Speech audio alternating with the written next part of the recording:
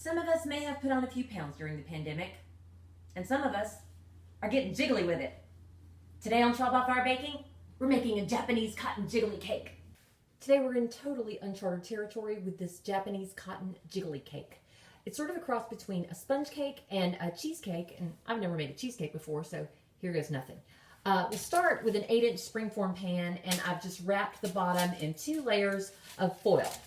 And then I've cut some parchment, so we'll line the inside of the pan, and then I've got a bigger pan that I'm gonna line with just a kitchen towel. So my springform pan fits right in to the bigger pan, and then we'll use this like a water bath. Now we'll start the cake. I've got 4 tablespoons of butter, and I'm going to add 8 ounces of cream cheese, and there's that 7 tablespoons of milk, and we'll just heat this in the microwave for about 1.5 minutes. Once the cream cheese, butter, and milk are all melted together, I'm going to add 1.5 tablespoons of fresh lemon juice, 2 teaspoons of vanilla, and I've got 3/4 cup of sugar for this recipe. I'm going to add half now, and we'll save half for the egg whites later. Eggs, by the way. I've got 6 egg yolks, and then we're going to mix up those 6 egg whites in just a bit.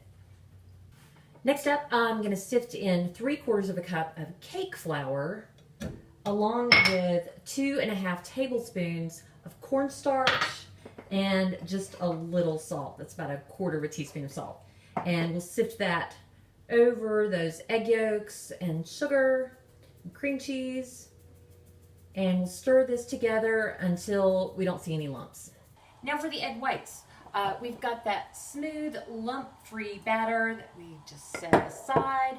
I'm going to add 6 egg whites to the mixer, and we'll just get those going until they start to look a little bit fluffy, and then we'll add 1/4 teaspoon of cream of tartar. Now that I have some fluffy, soft, white peaks, I'm going to gradually add in the rest of that sugar. We'll just add that slowly. You're looking for a glossy meringue that holds stiff peaks. And we have stiff peaks. The real test is turning the bowl upside down. Okay, and now we'll fold that into the batter, and I'm just using a metal spoon for this. We'll start with 1/3 of those egg whites and just fold it in gently, but make sure everything is combined. And then we'll add the rest of the egg whites. And we're ready for the oven. We'll just pour this mixture right into the pan. Then I've got some hot water ready to go. And we'll just pour that around the sides of the springform pan. It'll come about midway up the sides. And we're going into a 400-degree oven for 18 minutes to start. After 18 minutes in the oven, we'll reduce the heat to 320 degrees for another 12 minutes.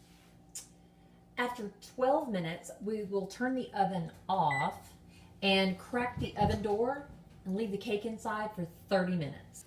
So it looks like there are some cracks on top of my cake, but we have achieved jiggle.